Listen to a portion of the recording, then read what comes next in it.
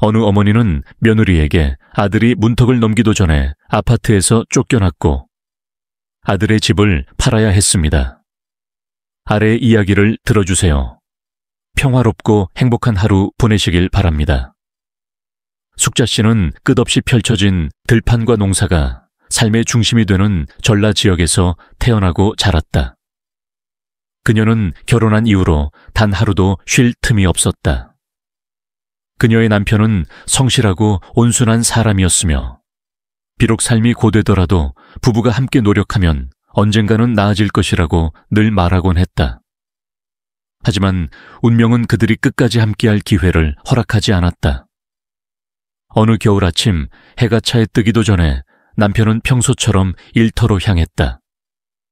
그러나 정고가 되기도 전에 그녀는 청천벽력 같은 소식을 전해 들었다. 남편이 일하던 공사장에서 사고를 당해 그 자리에서 세상을 떠났다는 것이었다. 숙자 씨의 세상이 무너져 내렸다. 아무런 생각도 할 겨를 없이 병원으로 달려갔지만 그녀를 맞이한 것은 하얀 천으로 덮인 남편의 얼굴뿐이었다. 평생을 사랑했던 사람이 그렇게 떠나버린 것이었다. 남편을 잃은 슬픔을 추스르기도 전에 그녀는 가혹한 현실과 맞닥뜨려야 했다. 당시 큰아들 민재는 중학생이었고 막내딸 은서는 오빠보다 3살 어린 어린아이였다. 가정을 책임질 무게가 그녀에게 온전히 실렸다. 그러나 그녀는 울 시간조차 없었다. 그날 이후 그녀는 단 하루도 쉬지 않고 일에 매달렸다. 새벽이면 들판에 나가 농작물을 거두고 낮에는 참기름을 짜서 시장에 내다 팔았다. 그녀의 손은 굳은 살로 가득했고 허리는 세월과 함께 점점 굽어갔다. 이웃들은 그녀를 안쓰러워했지만 누구도 크게 도와줄 수는 없었다. 이곳에서는 누구나 각자의 삶을 힘겹게 살아가고 있었기에 서로에게 건넬 수 있는 것은 짧은 위로의 말뿐이었다. 민재는 어머니의 엄격하지만 따뜻한 사랑 속에서 성장했다. 그녀는 절대 자식들 앞에서 약한 모습을 보이지 않았다. 아무리 지쳐도 저녁이면 늘 따뜻한 밥상을 차려주며 민재에게 열심히 공부해서 이 고된 삶을 벗어나야 한다고 당부했다. 어린 민재는 어머니의 희생을 너무도 잘 알고 있었고 언젠가 반드시 성공해서 어머니의 모든 고생을 보답하겠다고 다짐했다. 그는 어머니가 버틸 수 있는 유일한 희망이자 그녀가 결코 무너지지 않도록 붙잡아주는 존재였다. 하지만 은서는 어머니의 그러한 삶에 온전히 동의하지 못했다. 그녀는 어머니가 몸이 부서져라 일하는 모습을 보며 수없이 쉬라고 말하고 싶었지만 어머니는 매번 단호하게 거절했다. 숙자 씨에게 삶은 강인해야만 버틸 수 있는 것이었고 약해질 틈이 없었다. 은서는 그런 어머니가 안쓰러웠지만 한편으로는 점점 저항하는 마음이 생겨났다. 그녀는 가족을 위해 모든 것을 희생하는 것이 유일한 길이라고 믿지 않았다. 이런 생각의 차이로 인해 오빠와도 자주 의견이 충돌했다. 그렇게 힘겨운 나날이 흘러갔다. 민재는 성실하게 공부하여 마침내 서울의 명문대학교에 합격했다. 합격 통지서를 받아든 날, 숙자 씨는 밤새도록 눈물을 흘렸다. 모든 희생이 헛되지 않았다고, 이제야 보람을 느낀다고 생각했다. 그녀는 민재가 반드시 좋은 미래를 가질 것이라 믿었고, 그가 자신처럼 고된 삶을 살지 않기를 간절히 바랐다. 아들이 학업에만 전념할 수 있도록 그녀는 더욱더 일에 몰두했다. 생활비와 학비를 마련하기 위해 이전보다 더 힘든 노동도 마다하지 않았다. 그 무렵 은서는 가족에 대한 생각이 점점 달라지고 있었지만 아직 속내를 털어놓지는 못했다. 그렇게 오랜 세월이 흘러갔다. 숙자 씨는 단 한 번도 자신이 희생한 것을 후회하지 않았다. 하지만 그녀는 몰랐다. 자신이 가장 사랑했던 아들이 결국 그녀를 가장 아프게 만들 것이라는 사실을. 인생은 언제나 사람을 가장 아픈 방식으로 시험하는 법이었다. 그녀가 쏟아부었던 모든 사랑과 희생이 결국은 그녀에게 가장 큰 상처로 돌아올 줄은 꿈에도 몰랐다. 민재는 고향을 떠나 서울로 올라와 대학에 입학하며 그동안 경험해보지 못한 전혀 다른 삶을 시작하게 되었다. 숙자 씨는 걱정되면서도 아들이 가난에서 벗어나기 위한 중요한 한 걸음을 내디뎠다는 생각에 기뻤다. 매달 힘겹게 번 돈을 모아 학비와 생활비를 보내면서도 아들을 위해서라면 그 어떤 고생도 마다하지 않았다. 이른 새벽 모두가 잠들어 있을 때면 숙자 씨는 밭에 나가 채소를 뽑고 참깨 껍질을 벗기고 무거운 자루를 들고 기름을 짜는 공장으로 향했다. 점심에는 직접 짠 참기름을 팔러 다니고 저녁에는 하루 동안 번 돈을 꼼꼼히 확인하며 한 푼이라도 더 아들에게 보낼 방법을 고민했다. 자신을 위해서는 한 푼도 아끼지 않았고 끼니도 겨우 김치와 흰쌀밥으로 때우는 날이 많았다. 하지만 그런 건 중요하지 않았다. 그녀에게 가장 중요한 것은 오직 하나.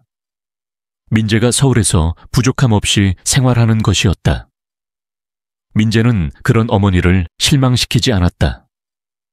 그는 성실하게 공부하며 언제나 학급에서 상위권을 유지했고 점점 좋은 인맥을 쌓아가며 학교 생활을 잘해 나갔다. 집에 전화하는 일은 점점 줄었지만 시간이 날 때마다 어머니에게 짧은 문자라도 보내 안부를 전했다. 그런 문자 한 통에도 숙자 씨는 힘을 얻었고 나날이 약해지는 몸을 이끌고서라도 계속 일할 수 있는 이유가 되었다. 하지만 그녀의 기쁨은 오래가지 않았다. 대학 2학년이 되던 해 민재는 혜진을 만났다. 혜진은 부유한 집안 출신으로 아름답고 당당하며 야망이 가득한 도시 여자였다. 그녀는 영리하고 세련된 말솜씨로 금세 민재의 마음을 사로잡았다. 그리고 그는 점점 그녀가 사는 화려한 세계로 빨려 들어갔다. 그곳에서는 값비싼 아파트, 고급 승용차, 해외여행 같은 것들이 일상이었고 혜진의 친구들은 늘 그런 이야기만 나누었다. 그렇게 민재는 서서히 변해갔다. 그는 집에 전화하는 일이 더더욱 뜸해졌고 어머니와의 대화도 점점 짧아졌다. 어머니가 안부를 물어보면 그는 바쁘다는 이유로 대충 얼버무리곤 했다. 숙자 씨는 그런 아들을 탓하지 않았다. 그는 공부와 인턴 활동으로 바쁜 것이라며 이해하려 했다. 하지만 그녀도 모르는 사이 두 사람 사이의 거리는 점점 벌어지고 있었다. 졸업을 앞둔 어느 날 민재는 혜진을 데리고 고향집으로 내려왔다. 어머니께 여자친구를 소개하기 위해서였다. 숙자 씨는 처음으로 아들의 여자친구를 마주했지만 어딘가 낯설었다. 혜진은 예의 바르게 행동했지만 그녀와 자신 사이에는 말로 설명하기 어려운 거리감이 느껴졌다. 그녀는 공손하게 인사를 했지만 낡은 집과 넓게 펼쳐진 들판, 그리고 자신의 거칠어진 손을 바라보는 그녀의 눈빛에는 미묘한 낯섦과 어색함이 서려 있었다. 그날 저녁 식사 자리에서 혜진은 거의 음식을 먹지 않았다. 그리고 자꾸 휴대폰을 확인하며 집중하지 못하는 듯 보였다. 숙자 씨는 그녀가 가족의 일원이 될 수 있을지 확신이 서지 않았다. 하지만 아들이 사랑하는 사람이니 그녀도 받아들여야 한다고 생각했다. 얼마 후 민재는 어머니에게 전화를 걸어 혜진과 결혼하겠다고 알렸다. 숙자 씨는 반대하지 않았다. 다만 걱정이 앞섰다. 아들이 사랑하는 사람이니 존중해야 한다고 생각하면서도 과연 혜진이 가족과 어울릴 수 있을지 확신이 서지 않았다. 하지만 아들을 실망시키고 싶지 않아 축하의 말을 전하며 앞으로의 계획을 물었다. 그때 민재는 서울에서 아파트를 마련해 안정된 생활을 하고 싶다고 말했다. 숙자 씨는 조용히 생각에 잠겼다. 그녀도 서울의 집값이 얼마나 비싼지 잘 알고 있었다. 아무리 아들이 좋은 직장을 구한다 해도 바로 아파트를 살 수 있을 리 없었다. 그녀는 오랜 시간 고민한 끝에 결정을 내렸다. 자신이 가진 대부분의 땅을 팔고 평생 동안 모아온 돈을 모두 털어 넣었으며 부족한 돈은 주변에서 빌려 채웠다. 그렇게 해서야 겨우 서울의 작은 아파트 한 채를 마련할 수 있었다. 그 소식을 들은 민재는 감동했다. 하지만 그는 어머니가 얼마나 큰 희생을 했는지 충분히 깨닫지 못했다. 어머니가 자신을 위해 평생을 바쳐왔다는 사실이 그에게는 너무 익숙했기에 깊이 생각하지 않았던 것이다. 유일하게 이를 반대한 사람은 은서였다. 그녀는 어머니가 자신이 가진 모든 것을 내어주면서까지 오빠를 도와야 하는 것이 이해되지 않았다. 어머니는 여전히 오래된 집에서 어렵게 생활하고 있는데 오빠가 그것을 당연하게 받아들이는 것 같아 화가 났다. 은서는 오빠와 크게 다투었다. 왜 엄마의 희생이 당연하다고 생각해? 라고 소리쳤다. 그러나 민재는 단호하게 말했다. 엄마가 원해서 하신 일이야. 난 강요한 적 없어. 결국 계약서에 서명하는 날이 왔다. 숙자 씨는 혼자 서울로 올라와 그동안 애써 모은 돈이 든 가방을 꼭 쥐고 부동산 사무실로 향했다. 그리고 계약서에 조용히 서명했다. 그 순간 그녀는 후회하지 않았다. 그녀는 아들이 행복하게 살 수 있는 집을 마련해 주었다는 사실이 그저 기뻤다. 민재가 새 집으로 그녀를 데려갔을 때 혜진은 밝은 미소로 그녀를 맞이하며 감사 인사를 건넸다. 그 모습을 보며 숙자 씨는 자신이 옳은 선택을 했다고 믿었다. 하지만 그녀의 희생이 오래 기억되지는 않을 것이었다. 처음에는 민재와 혜진이 자주 연락을 했고 그녀가 서울에 올라올 때마다 반갑게 맞이해 주었다. 그녀도 정성껏 직접 만든 참기름과 신선한 채소를 가져다 주며 기쁨을 느꼈다. 그러나 시간이 지나면서 그들의 태도는 서서히 변해갔다. 그녀가 모든 것을 내어주면서까지 지켜주려 했던 그 행복이 생각보다 쉽게 잊혀져 가고 있었다. 숙자 씨는 아들의 집을 사주기 위한 모든 절차를 마친 후 고향으로 돌아왔다. 그녀의 마음은 기쁨과 희망으로 가득 차 있었다. 평생을 아껴가며 모은 돈으로 마련한 그 아파트는 단순한 집이 아니라 민재를 향한 그녀의 사랑과 헌신을 상징하는 것이었다. 이제 아들이 더 이상 돈이나 주거 문제로 걱정할 필요 없이 안정적인 삶을 살 수 있을 거라 믿었다. 그 생각만으로도 그녀는 만족스러웠다. 그 후에도 그녀는 여전히 평소처럼 부지런히 일을 했다. 텃밭을 가꾸고 참기름을 짜며 바쁜 하루하루를 보냈다. 하지만 이번에는 마음이 한결 가벼웠다. 그녀의 모든 희생은 오직 아들을 위한 것이었고 그녀는 단 한 번도 그것을 후회한 적이 없었다. 오랜만에 처음으로 그녀는 자기 자신을 위한 시간을 가져도 되겠다고 생각했다. 장에 가서 늘 아끼기만 하던 그녀가 처음으로 새 신발을 샀다. 오래된 집의 낡은 지붕을 손보고 빛이 바랜 벽에 직접 흰색 페인트를 칠했다. 수년간 이어진 고된 삶에 피곤함이 느껴졌지만 아들이 풍족한 삶을 살게 되면 자신도 좀 더 평온한 나날을 보낼 수 있을 거라 믿었다. 그러나 어느 순간 그녀의 마음속에 알 수 없는 허전함이 스며들기 시작했다. 이제 텅 빈 작은 집에는 그녀와 지나간 추억들만 남아 있었다. 날이 저물어 서늘한 바람이 불어올 때면 그녀는 집 앞 마당에 앉아 텅 빈 마당을 바라보며 생각했다. 이제 나는 민재의 인생에서 어떤 존재일까? 아들이 새 집으로 이사한 후 숙자 씨는 처음으로 서울에 그를 찾아갔다. 그녀는 갓 짜낸 참기름 한 병, 직접 기른 싱싱한 채소 몇 단, 그리고 갓 담근 매운 김치 한 통을 정성스럽게 챙겨갔다.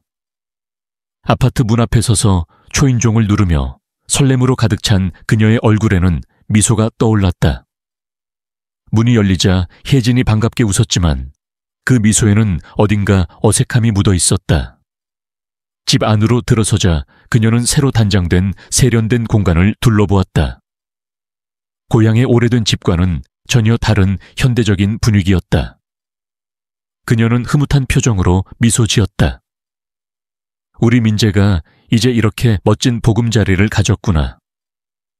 그녀가 가져온 음식이 담긴 봉투를 혜진이 받아들고는 짧게 감사 인사를 한 뒤 그것을 한쪽 구석으로 치웠다. 숙자 씨는 식탁에 앉아 민재가 퇴근하기를 기다렸다. 혜진은 물 한 잔을 내주고 마주 앉아 두 사람의 앞으로의 계획을 이야기했다. 숙자 씨는 고개를 끄덕이며 그녀의 이야기를 경청했다. 며느리가 부지런하고 똑똑한 사람인 것 같아 다행이라고 생각했다. 잠시 후 민재가 퇴근하고 집에 들어섰다. 어머니를 보자 반갑게 인사를 건넸지만 그의 얼굴에는 예상치 못한 방문에 대한 놀라움이 스쳐 지나갔다. 하지만 그는 아무 말 없이 식탁으로 다가왔다. 세 사람은 함께 저녁을 먹으며 담소를 나눴다. 혜진도 대화에 참여했지만 숙자 씨는 어딘가 모르게 미묘한 거리감이 느껴졌다. 처음으로 그녀는 이곳이 더 이상 자신의 자리가 아니라는 생각이 들었다. 식사 후 그녀는 자연스럽게 식탁을 정리하려 했지만 혜진이 얼른 다가와 어머님, 그냥 쉬세요. 제가 할게요. 라고 말했다. 숙자 씨는 가만히 고개를 끄덕였지만 마음 한구석이 허전해졌다. 그 후로도 그녀는 가끔씩 아들을 보러 서울에 갔다. 하지만 갈 때마다 혜진의 태도에서 미묘한 변화를 느꼈다. 전에는 반갑게 맞아주고 살뜰히 챙겨주던 며느리가 이제는 그저 예의상 인사를 건네는 듯했다. 그리고 어느 날 그녀는 자신이 가져간 신선한 채소와 참기름이 주방 한쪽 구석으로 밀려나 있는 걸 보았다. 더군다나 냉장고 문을 열었을 때 김치통이 처음 가져온 모습 그대로 남아있는 것을 발견했다. 그 순간 그녀는 마음 한쪽이 싸늘해지는 기분이 들었다. 시간이 흐르면서 그녀의 방문 횟수는 점점 줄어들었다. 처음에는 농사일이 바빠서였지만 점점 갈수록 방문할 때마다 자신이 손님처럼 느껴지는 것이 불편했기 때문이었다. 어느 날 그녀는 민재에게 전화를 걸어 이번 주말에 찾아가겠다고 했다. 하지만 민재는 이번 주말에 우리 부부가 여행을 가기로 해서 아마 시간이 안 될 것 같아요. 라고 조심스럽게 말했다. 순간 숙자 씨는 잠시 말을 멈추었다가 애써 아무렇지 않은 목소리로 말했다. 그래, 괜찮아. 다음에 보자. 전화기 너머에서 민재는 미안한 듯 했지만 더 이상 말을 덧붙이지 않았다. 그녀는 문득 생각했다. 이제 내가 굳이 서울에 가야 할 이유가 있을까?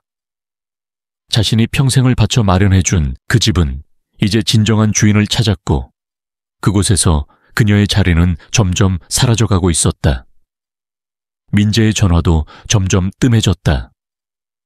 처음에는 바빠서 그럴 거라고 스스로를 다독였지만 어느새 그녀의 마음속에는 설명할 수 없는 불안함이 자리 잡기 시작했다. 어린 시절 항상 엄마 옆에 붙어 다니며 엄마, 나중에 크면 꼭 서울로 모실게요. 라고 말하던 그 아들은 어디로 가버린 걸까? 이 모든 것을 오래전부터 지켜보던 은서는 답답한 마음을 감출 수 없었다. 그녀는 어머니가 전 재산을 정리해 민재에게 집을 사주는 것에 반대했지만 결국 어머니의 뜻을 꺾을 수 없었다. 그러나 이제 어머니가 점점 소외당하는 모습을 보면서 그녀는 더욱 화가 났다. 어느 날 고향집에 내려온 은서는 마당에 홀로 앉아있는 어머니를 발견했다.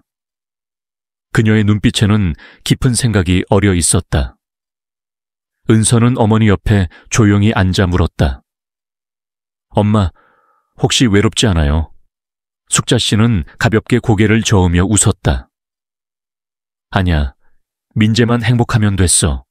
하지만 은서는 그 말을 믿을 수 없었다. 그녀는 어머니가 속으로 얼마나 많은 걸 참고 있는지 알고 있었다. 그 후에도 숙자 씨는 마음을 다잡고 일상으로 돌아가려 했다. 여전히 새벽같이 일어나 농사일을 하고 참기름을 짜며 하루를 보냈다. 하지만 가끔 찬바람이 불어올 때면 그녀는 서울로 가는 버스가 서는 길목을 바라보았다. 그리고 스스로에게 물었다. 이번엔 가도 될까? 그리고 가더라도 나를 반갑게 맞아줄까? 숙자 씨는 여전히 참기름과 직접 기른 신선한 채소를 챙겨 서울로 향했다. 하지만 이제는 그 발걸음에 망설임이 스며들기 시작했다. 민재의 집에 들어설 때마다 낯설다는 느낌이 점점 강해졌다. 혜진은 예의 바르게 미소를 지었지만 그 미소에는 어딘가 어색함이 배어 있었다. 대화는 형식적으로 짧아졌고 가족 식사는 더 이상 기쁨이 아니라 의무처럼 느껴졌다. 민재 역시 전처럼 반가워하지 않았고 어머니와의 대화도 점점 부자연스러워졌다. 그는 늘 바쁘다며 식사 자리에서 일찍 일어났고 때로는 업무 때문이라 했고 때로는 친구들과의 약속 때문이라 했다. 숙자 씨는 아들이 단순히 바쁜 것이라 애써 자신을 위로했지만 마음 한편에서는 모든 것이 변했다는 걸 알고 있었다. 어느 날 예고 없이 집을 찾았을 때였다. 혜진은 문을 열며 당황한 기색을 감추지 못했다. 잠시 문간을 막아서더니 마지못해 집 안으로 들어오라는 듯 길을 비켜주었다. 널찍한 거실 한가운데 식탁에는 근사한 음식들이 가지런히 놓여 있었다. 그 옆에는 한눈에 보아도 품이 있어 보이는 한 여성이 앉아 있었다. 낯선 여자는 숙자 씨를 보고 순간 눈썹을 찌푸렸지만 이내 예의 바른 미소를 지었다. 혜진은 그녀를 아파트 부녀회 회장이라고 소개하며 좋은 관계를 유지해야 할 중요한 분이라고 덧붙였다. 숙자 씨는 어색하게 웃으며 자신이 있어야 할 곳이 아니라는 느낌을 강하게 받았다. 그날 식사는 온통 자신이 알지 못하는 이야기들로 채워졌다. 부동산, 고급 레스토랑, 생소한 명품 브랜드들. 아무도 그녀에게 말을 걸지 않았고 아무도 그녀의 시골 생활에 대해 궁금해하지 않았다. 식사가 끝나자마자 혜진은 손님을 배웅하러 나갔고 돌아와서는 어색한 표정으로 말했다. 어머님이 오실 줄 몰라서 제대로 준비를 못했어요. 숙자 씨는 고개를 끄덕이며 나도 잠깐 들렀다 가려고 했어라고 답했다. 그러곤 부엌으로 가서 무심코 선반을 바라보았다. 지난번에 가져다 준 참기름이 고스란히 남아있었다. 개봉조차 되지 않은 채 혜진은 그녀의 시선을 눈치채고는 쑥스러운 듯 웃으며 말했다. 요즘 요리를 잘 안 하다 보니 사용할 기회가 없었어요. 그 말이 이상하게 마음을 무겁게 했다. 그날 이후 숙자 씨는 서울에 가는 횟수를 줄였다. 가고 싶어도 망설였다. 혹시나 자신이 아들과 며느리의 삶에 불편을 주는 건 아닐까 하는 생각이 들었다. 전화를 걸어도 민재는 바쁘다는 이유로 짧게 통화하고 서둘러 전화를 끊었다. 예전에 다정한 목소리는 점점 사라져갔다. 어느 날 그녀는 한 번 더 예고 없이 찾아가 보기로 했다. 아파트 현관 앞에서 초인종을 눌렀지만 아무런 응답이 없었다. 민재에게 전화를 걸었지만 전화기는 꺼져 있었다. 익숙한 문 앞에 서서 그녀는 한참을 망설였다. 혹시나 하는 마음에 예전의 비밀번호를 눌러보았다. 문은 열리지 않았다. 다시 시도했지만 결과는 같았다. 그제야 누군가 비밀번호를 바꿨다는 사실을 깨달았다. 하지만 왜 아무도 자신에게 말해주지 않았을까? 혹시 단순한 실수일까? 아니면 더 이상 자신이 이 집의 일부가 아니라는 의미일까? 그렇게 한참을 서 있던 그녀에게 지나가던 이웃이 말을 걸었다. 아드님 안 계세요. 아침 일찍 부부가 함께 나갔어요. 숙자 씨는 억지로 미소 지으며 고개를 끄덕였다. 그리고 조용히 돌아섰다. 버스 정류장으로 향하는 발걸음은 한없이 무거웠다. 고향에 돌아온 그녀는 아무에게도 이 이야기를 하지 않았다. 그저 마루에 앉아 멍하니 먼 길을 바라보았다. 딸 은서는 어머니의 낯빛이 달라진 것을 한눈에 알아차렸다. 엄마, 무슨 일 있어? 숙자 씨는 고개를 저으며 희미하게 웃었지만 은서는 쉽게 넘어가지 않았다. 오빠가 또 엄마 속상하게 했지. 그 말에 숙자 씨는 깊은 한숨을 내쉬며 모든 이야기를 털어놓았다. 은서는 분노를 참지 못하고 바로 민재에게 전화를 걸었다. 하지만 숙자 씨는 다급히 딸의 손을 잡았다. 괜히 오해 생기게 하지 말자. 네 오빠도 사정이 있을 거야. 그러나 은서는 달랐다. 그녀는 어머니가 이미 충분히 상처받았다고 생각했다. 그날 은서는 혼자 서울로 향했다. 아파트 문 앞에서 초인종을 눌렀다. 이번에는 문이 열렸다. 민재는 동생을 보고 놀란 듯했다. 혜진은 그의 뒤에서 눈을 피했다. 은서는 돌려 말하지 않았다. 비밀번호 바꾼 거 왜 엄마한테 말 안 했어? 민재는 당황한 듯 아내를 쳐다보았다. 혜진은 애써 미소를 지으며 답했다. 요즘 아파트 보안이 안 좋아서 그랬어요. 하지만 은서는 믿지 않았다. 엄마가 그 집 사주느라 어떻게 사셨는지 알아? 근데 지금 엄마는 그 집에 올 수도 없대. 민재는 아무런 말도 하지 못한 채 고개를 숙였다. 혜진이 먼저 입을 열었다. 우리가 나쁜 의도로 그런 게 아니에요. 그냥 우리 가족만의 생활이 필요해서. 그 말을 들은 은서는 허탈하게 웃었다. 그리고 마지막으로 민재를 바라보며 단 하나의 질문을 던졌다. 아빠가 살아 계셨다면 당신 엄마한테 이렇게 했을까? 그 순간 민재의 얼굴이 굳어졌다. 그는 아무 대답도 하지 못했다. 하지만 대답하지 않아도 이미 모든 것이 명확했다. 숙자 씨와 아들의 사이에는 이제 깊은 틈이 생겼고 그 거리는 점점 더 멀어질 수밖에 없었다. 숙자는 아들이 비밀번호를 바꾸고 미리 알려주지 않았다는 사실을 알게 된 후 고향으로 돌아왔다. 그녀는 애써 스스로를 납득시키려 했다.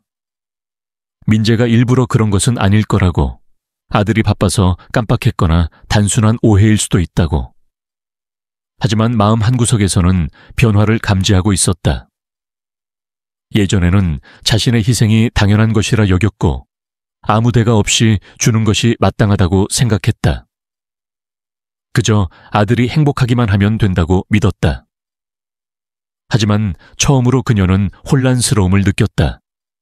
그 후에도 숙자는 계속 민재와 연락을 하려 했지만 통화 시간은 점점 짧아졌다. 언제나 바쁘다는 핑계뿐이었다. 엄마, 나 지금 회의 중이에요. 고객 만나러 가야 해요. 처음에는 한가해지면 다시 전화하겠지 하고 기다렸다. 하지만 점점 그녀는 깨닫기 시작했다. 이제 아들에게 있어서 자신의 전화는 더 이상 중요하지 않다는 것을. 전화를 끊을 때마다 그녀는 마루에 나와 앉아 멍하니 바깥을 바라보았다. 어린 시절에 민재가 떠올랐다. 어릴 적 그는 그녀에게 말했다. 엄마, 나중에 성공하면 꼭 같이 서울에서 살아요. 내가 엄마 돌봐줄게요. 하지만 이제 그 약속은 너무도 먼 이야기가 되어버렸다. 어느 날 민재에게서 전화가 왔다. 이번에는 평소처럼 급한 목소리가 아니었다. 약간의 머뭇거림이 느껴졌다. 엄마, 중요한 이야기가 있는데요. 숙자는 가슴이 철렁하며 귀를 기울였다. 하지만 곧이어 들려온 말은 그녀를 멍하게 만들었다. 엄마, 지금 아파트가 엄마 명의로 되어 있잖아요. 그런데 제 앞으로 바꾸면 더 관리하기 편할 것 같아요. 법적인 문제도 줄어들고 세금 문제도 피할 수 있고요. 숙자는 한동안 아무 말도 하지 않았다. 그리고 조용히 물었다. 이건 내 생각이니? 아니면 다른 누군가가 말한 거니? 전화기 너머에서 민재가 잠시 침묵하더니 조심스레 대답했다. 혜진이 그러는 게 좋을 것 같다고 해서요. 숙자는 눈을 감고 감정을 억눌렀다. 그 아파트는 그녀가 평생 땀 흘려 모은 돈으로 장만한 것이었다. 단순한 결혼 선물이 아니었다. 그것은 그녀의 삶의 일부였다. 난 그럴 생각 없어. 그녀는 단호하게 말했다. 민재는 더 이상 말을 잇지 않았다. 알겠어요, 엄마. 짧은 대답과 함께 전화를 끊었다. 그리고 그 이후로 그의 태도는 더욱 차가워졌다. 그녀가 먼저 전화를 걸어도 받지 않거나 받더라도 형식적인 말만 남기고 서둘러 끊어버렸다. 그녀는 누구에게도 이 일을 이야기하지 않았다. 원망하지도 하소연하지도 않았다. 하지만 이제 그녀와 아들 사이에는 보이지 않는 벽이 생겼음을 깨달았다. 어느 날 정원에서 일을 하던 중 낯선 번호로 전화가 걸려왔다. 혜진이었다. 어머니, 안녕하세요. 혜진의 목소리는 예의 바르지만 어딘가 차가웠다. 그녀는 다시 아파트 명의를 변경하는 문제를 꺼냈다. 이번에는 더욱 확신에 찬 어조였다. 어머니도 연세가 있으시니 미리 정리해 두시는 게 나중에 더 편할 거예요. 숙자는 묵묵히 그녀의 말을 들었다. 그리고 짧게 대답했다. 그럴 생각 없어요. 혜진은 한동안 말이 없었다. 그러고는 조용히 말했다.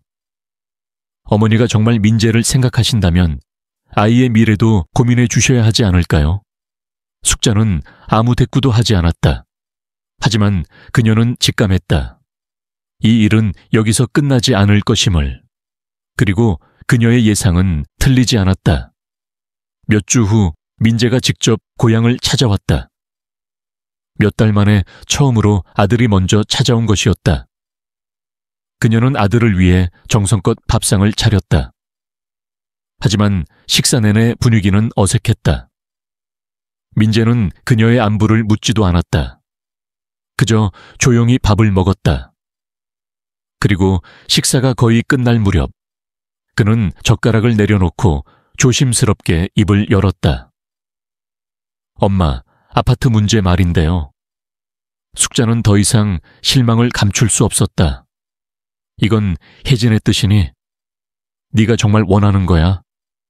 민재는 똑바로 대답하지 않았다. 다만 이렇게 하면 우리 가족이 더 안정될 거예요. 엄마도 이해해 주세요. 라고만 했다. 그 순간 그녀는 깨달았다. 눈앞에 앉아있는 남자는 더 이상 어린 시절의 민재가 아니었다. 들판을 뛰어다니며 그녀의 손을 꼭 잡고 엄마, 내가 평생 엄마 곁에 있을게요. 라고 다짐했던 그 아이가 아니었다. 그녀는 아무 말도 하지 않았다. 묵묵히 그릇을 치우고 마치 아무 일도 없었던 것처럼 행동했다. 민재는 잠시 머뭇거리더니 결국 조용히 자리에서 일어났다. 그럼 엄마, 조심하세요. 마지막 인사를 남기고 그는 떠났다. 그날 밤 그녀는 오랫동안 대청마루에 앉아 있었다. 밤하늘은 어둡고 차가웠다. 그녀는 젊은 시절을 떠올렸다. 남편이 살아있었던 시절, 가족이 함께였던 그때를. 그녀는 평생 아들을 위해 희생해왔다.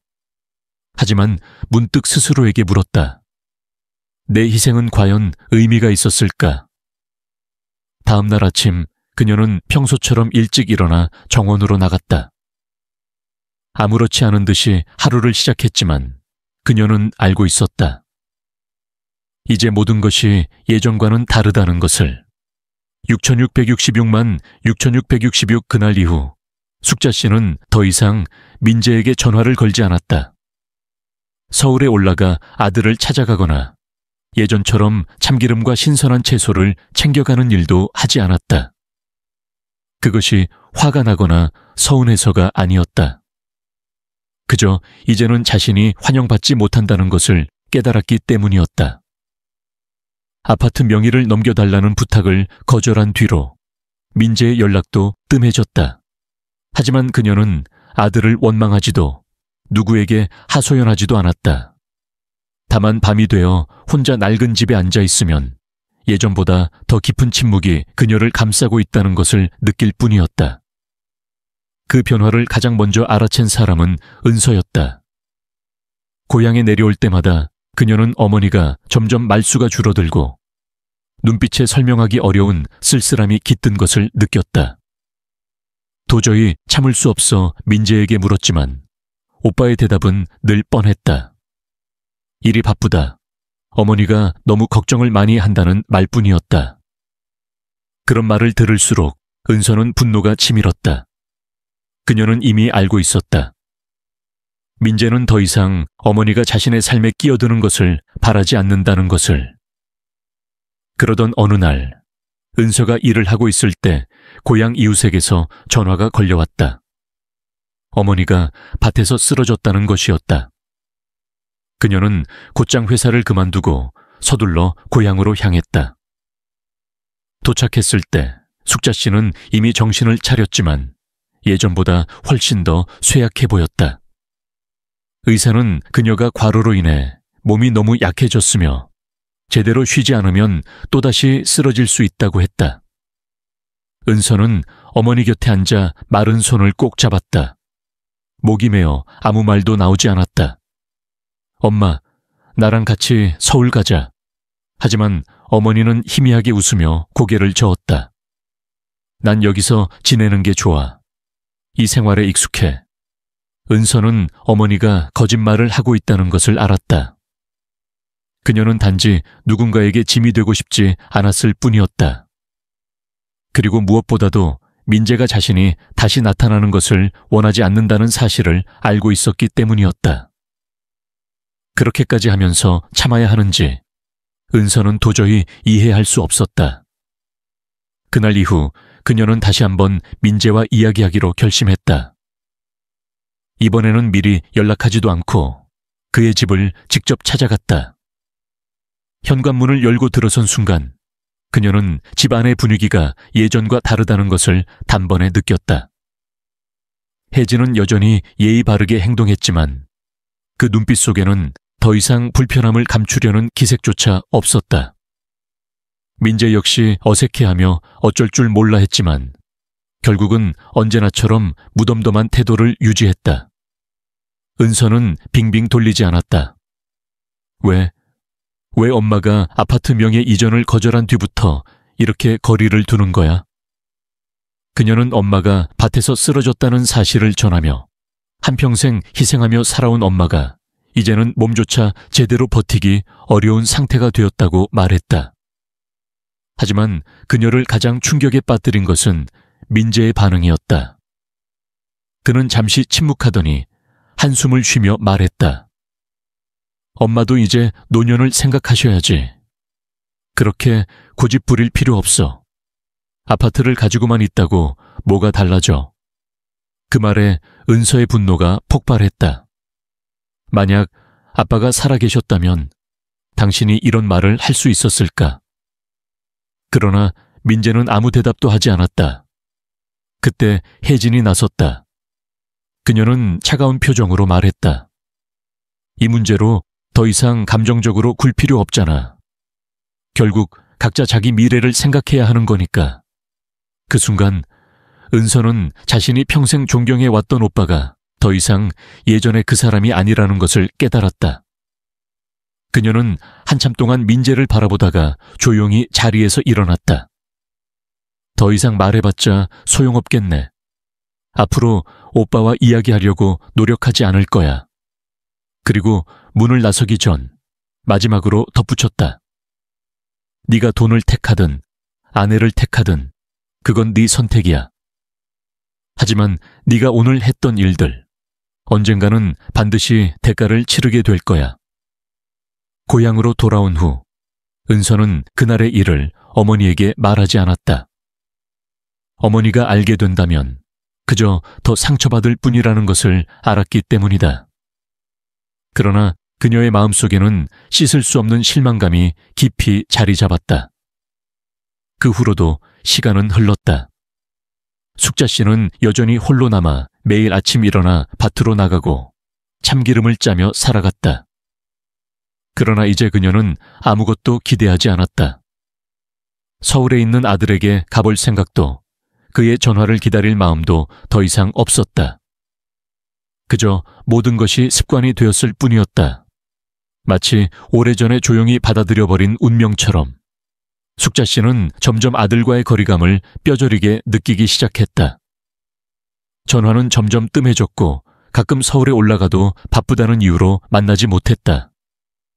그제야 그녀는 자신이 이제 민재의 삶에서 불필요한 존재가 되어버렸음을 깨달았다. 그러나 그녀를 가장 아프게 한 것은 아들의 차가운 태도보다도 자신을 대하는 그의 시선이 완전히 변해버렸다는 사실이었다. 예전에는 다정한 목소리로 어머니라고 불렀던 민재가 이제는 마지못해 형식적으로만 그녀를 대하는 듯했다.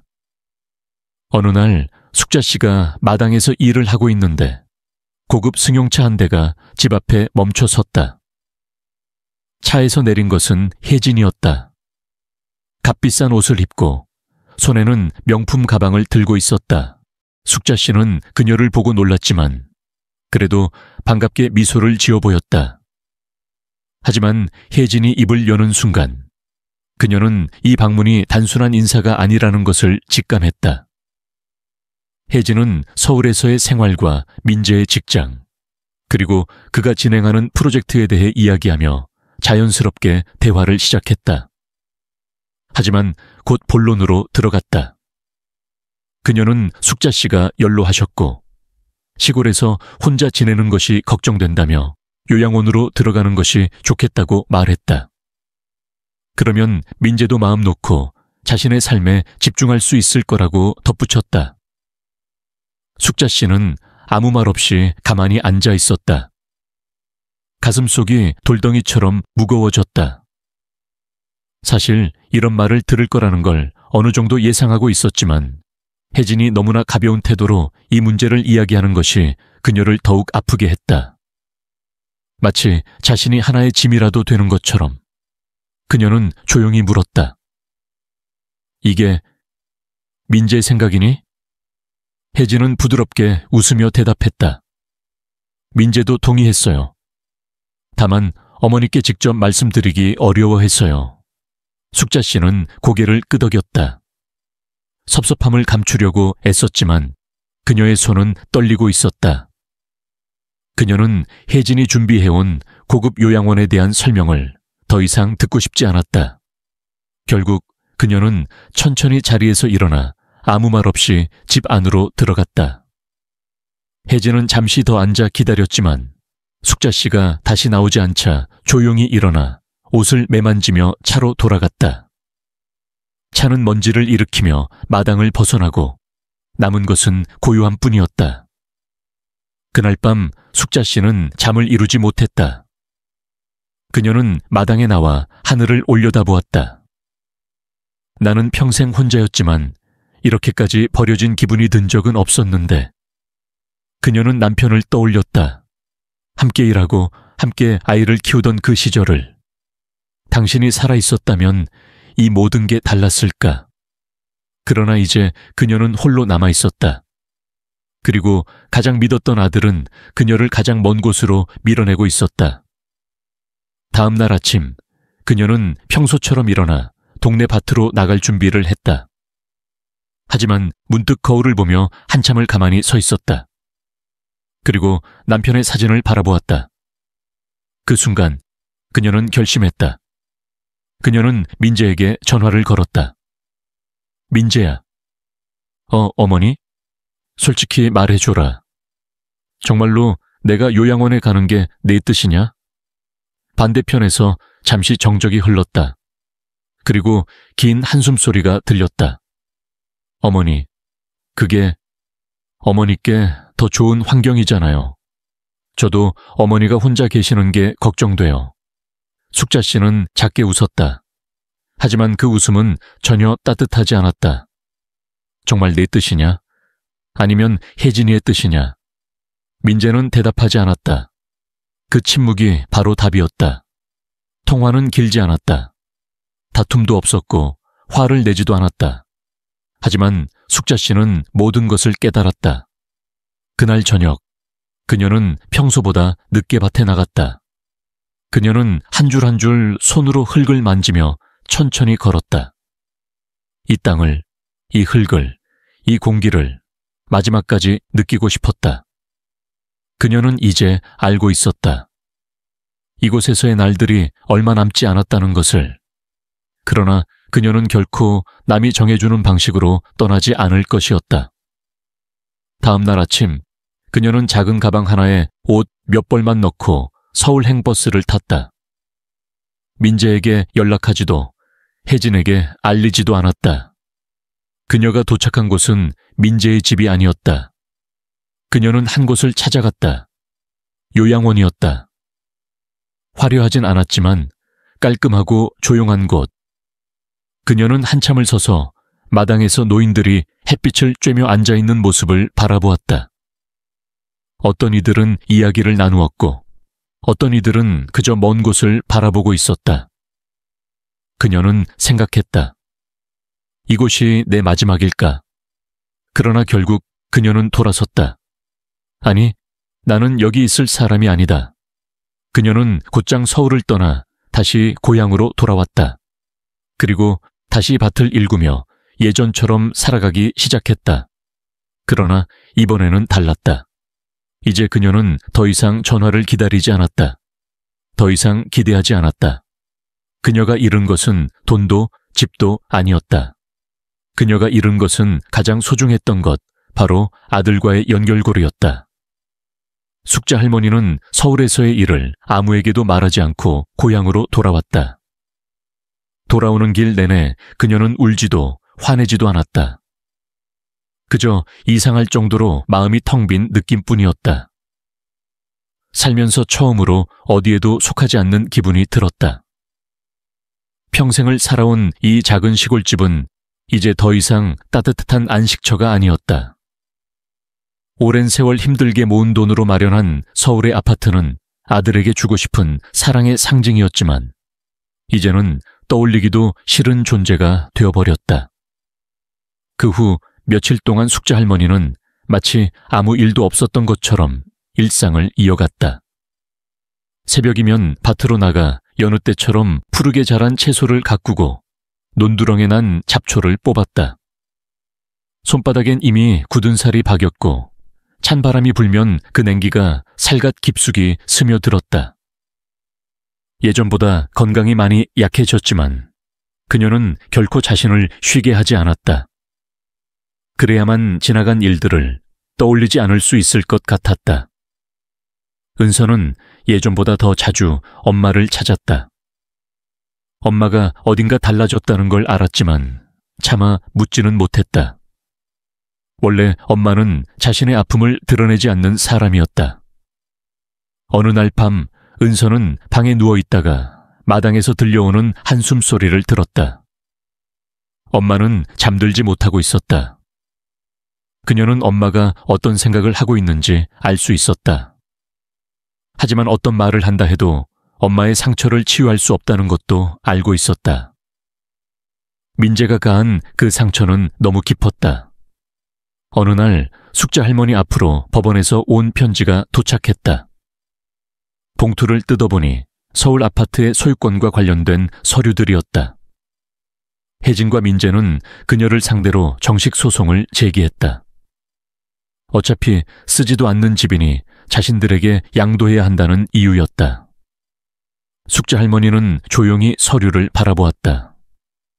눈빛에는 어떤 동요도 없었다. 이제는 모든 것이 분명해졌다.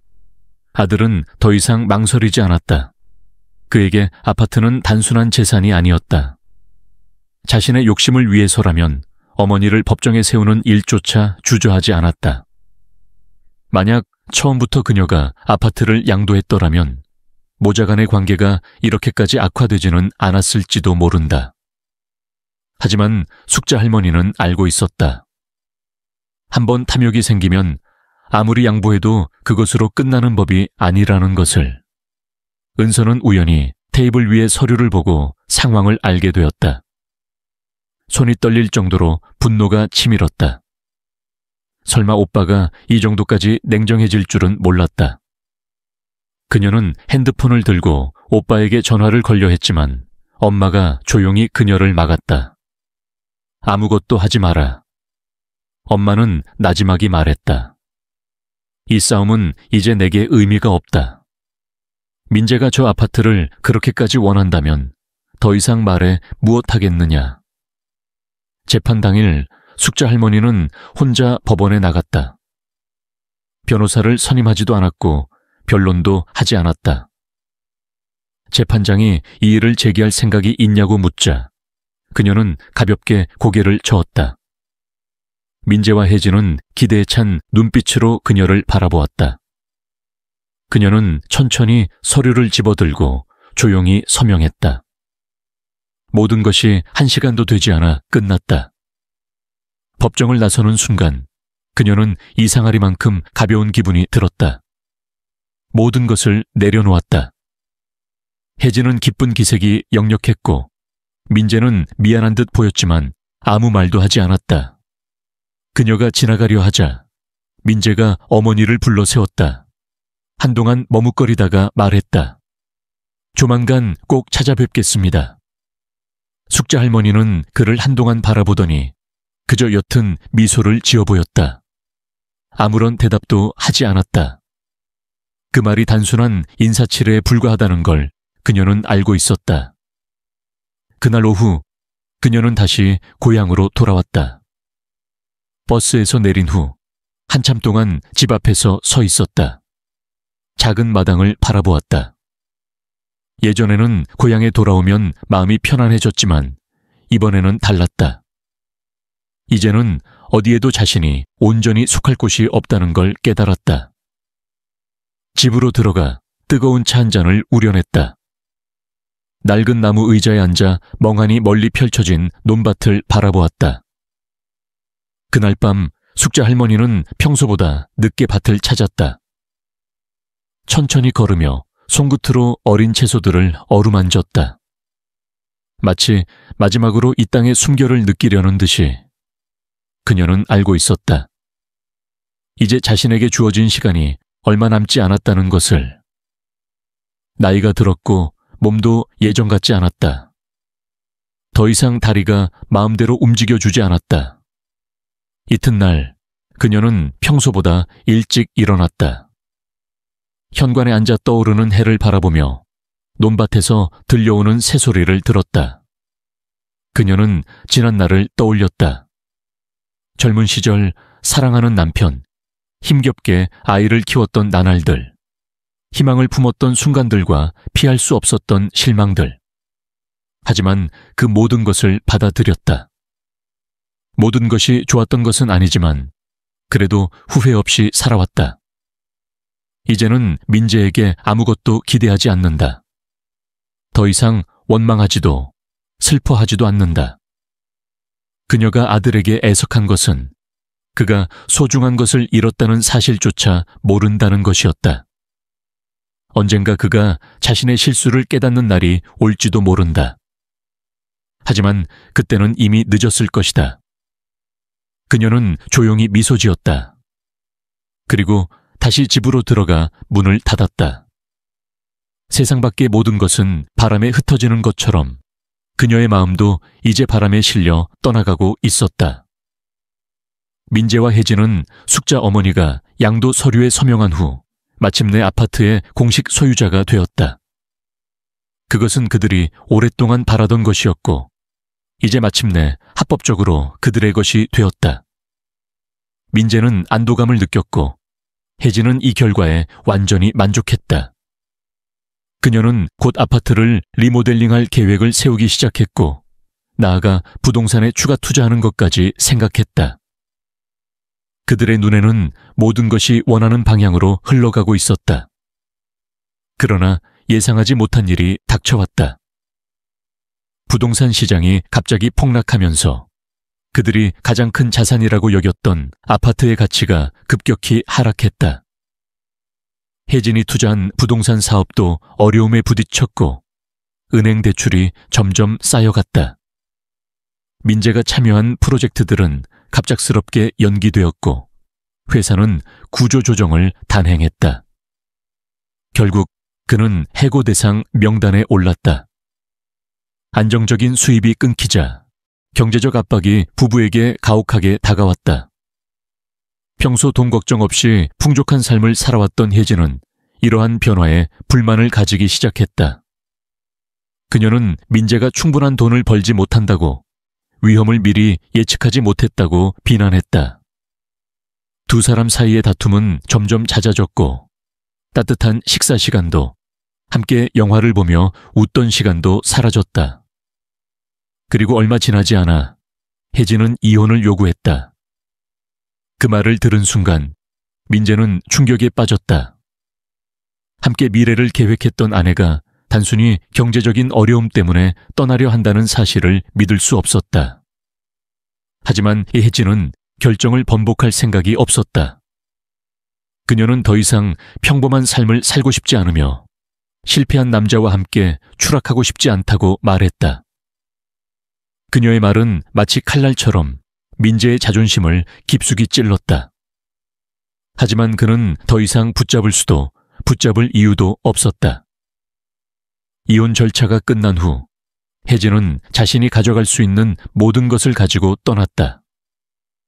한때 치열하게 원했던 아파트는 결국 민재에게 짐이 되었다. 직업도 곁을 지켜줄 사람도 없이 그는 점점 무기력해졌다. 술을 마시는 날이 늘었고 모든 것을 방치한 채 미래에 대한 희망조차 놓아버렸다. 어느 늦은 밤 취기가 오를 대로 오른 그는 홀로 아파트에 앉아 있었다. 텅 빈 하얀 벽과 혜진이 고른 값비싼 가구들이 눈에 들어왔다. 하지만 이제 그것들은 아무 의미도 없었다. 그때 문득 어머니가 떠올랐다. 평생 고생하며 이 아파트를 마련한 어머니. 하지만 결국 그 아파트에서 내몰린 어머니. 그는 마지막으로 어머니와 통화한 게 언제인지 기억나지 않았다. 마지막으로 어머니와 진심 어린 대화를 나눈 것이 언제였는지도 떠오르지 않았다. 술에 취한 채로 그는 휴대폰을 집어들었다. 고향 집으로 전화를 걸어야겠다고 생각했다. 그러나 연락처를 보며 그의 손이 멈췄다. 어머니의 번호는 여전히 저장되어 있었지만 그는 쉽게 통화 버튼을 누를 수 없었다. 어머니의 목소리를 듣는 것이 두려웠다. 오랫동안 외면해왔던 죄책감과 마주할 자신이 없었다. 다음 날 아침 극심한 두통과 함께 눈을 뜬 그는 문득 결심했다. 더 이상 미루지 말고 어머니를 찾아가야겠다고. 미리 전화도 하지 않고 그냥 가서 직접 만나야겠다고. 어머니를 만나 이야기를 나눈다면 조금은 나아질지도 모른다고 생각했다. 그러나 고향에 도착한 그를 맞이한 것은 굳게 닫힌 작은 집이었다. 지나가던 이웃들은 그를 보고 어딘가 머뭇거렸다. 그때 한 연세 지긋한 이웃이 다가와 그의 어깨에 손을 얹고 조용히 말했다. 숙자 어머니는 일주일 전에 돌아가셨어. 순간 민재는 온몸이 굳어버렸다. 귀를 의심했다.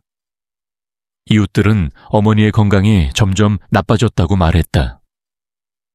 그래도 어머니는 계속 바치를 하며 혼자 살아가셨지만 모두가 그녀의 기력이 예전 같지 않음을 알고 있었다. 그러던 어느 날 아침 이웃들은 어머니가 현관 앞에 앉아 조용히 눈을 감고 있는 것을 발견했다. 그녀는 평소처럼 벽에 등을 기대고 있었고 마치 깊이 잠든 것처럼 보였다. 하지만 다시는 깨어나지 못했다. 그 자리에서 무릎이 풀려 주저앉은 민재는 조용히 눈물을 흘렸다. 평생 자신을 사랑해준 어머니, 자신을 위해 모든 걸 희생한 어머니. 하지만 그는 단 한 번도 제대로 감사하지 않았고 끝내 마지막 인사조차 나누지 못했다. 그는 지나치게 많은 시간을 헛된 것들을 조추며 보냈고 이제야 정말 소중한 것을 깨달았지만 이미 너무 늦어버렸다. 그토록 지키고 싶어 했던 아파트는 이제 아무런 의미도 없었다. 돈과 명예, 인생의 목표라고 믿었던 모든 것이 산산조각 났다. 그러나 그 중에서도 가장 큰 상실은 아파트도 아내도 직장도 아니었다. 그가 진정으로 잃어버린 것은 한없이 따뜻했던 어머니였다. 그날 오후 그는 어머니가 묻혀있는 작은 언덕에 섰다. 부드러운 바람이 불어와 풀내음과 촉촉한 흙 냄새가 감돌았다. 그는 문득 어머니가 현관에 앉아 들판을 바라보던 모습을 떠올렸다. 언제나 그랬듯 그녀의 눈빛은 평온하고 온화했다. 그는 조용히 비석을 쓰다듬으며 떨리는 목소리로 말했다. 엄마, 미안해. 그러나 아무리 무엇을 말해도, 아무리 후회해도 이제 더 이상 어머니는 그의 목소리를 들을 수 없었다. 민재는 말없이 어머니의 묘 앞에 앉아 차가운 비석을 멍하니 바라보았다. 불과 며칠 전까지만 해도 모든 걸 바로잡을 수 있다고 생각했다. 그저 돌아가서 한마디 사과하면 모든 것이 예전처럼 돌아갈 거라 믿었다. 하지만 이제 막 흙이 덮인 무덤 앞에 서서 깨달았다. 인생은 언제나 다시 시작할 기회를 주는 것이 아니었다. 삶은 실수를 바로잡을 시간조차 충분히 허락하지 않았고 그는 단 한 번의 기회를 놓쳐버렸다. 저녁 바람이 나뭇가지 사이로 부드럽게 불어와 사각거리는 소리를 냈지만 민재의 마음속에는 오직 끝없는 공허함만이 남아있었다. 어린 시절이 떠올랐다. 자신을 위해 모든 것을 희생했던 어머니, 허리가 굽도록 일하며 자신이 원하는 곳까지 갈 수 있도록 해주었던 어머니. 새벽도 되기 전에 일어나 거칠어진 손으로 그의 얼굴을 어루만지며 따뜻하게 입고 가야 한다 라고 걱정해 주시던 그 모습. 어머니가 차려주신 밥상, 피곤함을 숨긴 채 땀을 훔치던 어머니의 모습. 하지만 그는 어떻게 했던가. 모든 것을 손에 쥐고 나자 자신을 그 자리까지 이끌어준 사람을 잊어버렸다. 덧없는 것들에 휩쓸려 자신을 진정 사랑하지도 않는 여자에게 잘 보이려 애쓰느라 늘 뒤에서 묵묵히 기다리던 어머니를 외면했다. 그리고 그 사실을 깨달았을 때 어머니는 이미 이 세상에 계시지 않았다.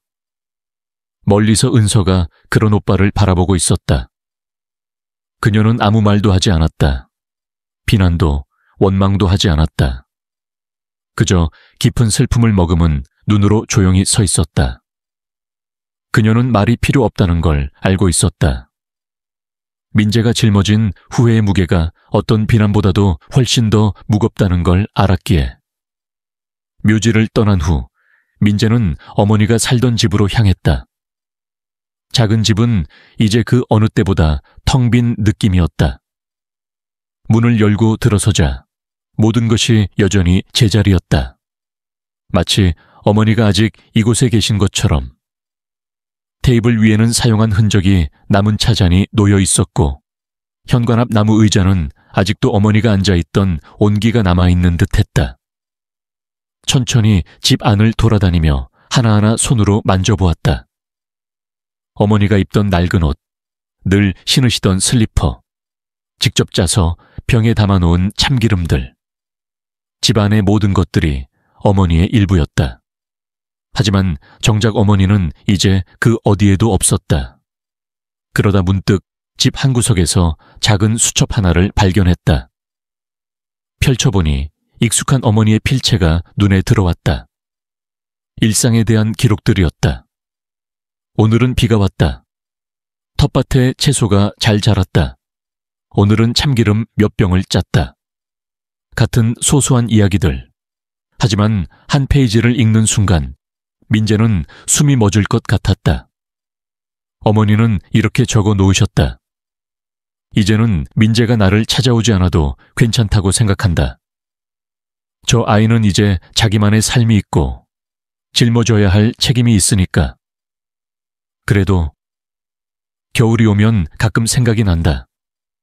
우리 아들은 따뜻하게 입고 다니고 있을까? 밥은 잘 챙겨 먹고 있을까? 이젠 더 이상 서운하지 않다. 세상 누구나 자기 길을 가는 법이니까. 하지만 그 밑에는 잉크가 번진 흔적이 있었다. 마치 눈물이 떨어진 것처럼. 민재는 수첩을 덮고 조용히 내려놓았다. 그리고 참을 수 없이 흐느꼈다. 그는 항상 어머니가 강한 사람이라 생각했다. 무슨 일이든 꿋꿋이 이겨낼 거라 믿었다. 하지만 이제야 알았다. 아무리 강한 사람도 외로움을 느끼고 기다림 속에서 아파할 수밖에 없다는 것을. 사흘 후 민재는 서울로 돌아갔다. 어머니의 수천만을 품에 안은 채 그토록 원했던 고급 아파트는 더 이상 의미가 없었다. 문을 열고 들어서자 차가운 공기만이 그를 맞았다. 하얀 벽, 비싼 가구들, 모든 것이 텅 비어 보였다. 이 집은 어머니를 빼앗아갔다. 그리고 이제야 그는 깨달았다. 이 공간을 위해 치른 대가는 너무나도 컸다는 것을. 일주일 후 민재는 아파트를 팔았다. 돈이 얼마나 되든 상관없었다. 그는 그곳에서 더 이상 단 하루도 머물고 싶지 않았다. 짐을 정리한 후 그는 서울 외곽의 작은 방을 빌렸다. 더 이상 화려한 도시의 소음 속에서 살고 싶지 않았다. 새로운 삶을 시작했다.